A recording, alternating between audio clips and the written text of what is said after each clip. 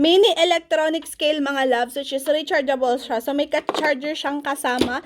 And, pwedeng di baterya. If ever, pwede nyo siyang lagyan ng battery. Yan, may battery siya mga loves.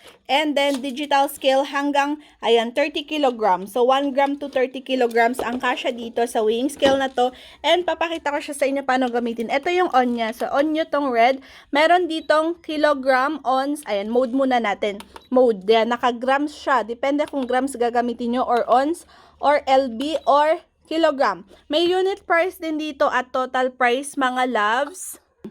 Pero hindi masyado kita sa video, pero makikita nyo if ever na kukuha kayo dito. So, kunwari maglalagay tayo ng item na worth 500 pesos, ilalagay nyo 500, makikita dito ang unit price, total price, at kilogram. So, kunwari ikikilo natin yan. Pag kinilo natin yan, dito nyo makikita naman kung magkano yung babayaran ng ating customer. So, 'di ba? Isin na sa atin na madidetermine, 'di ba? Yan. Ito na yung magto-total para sa atin. Kung gusto nyo din, i-check out nyo to sa ating yellow basket.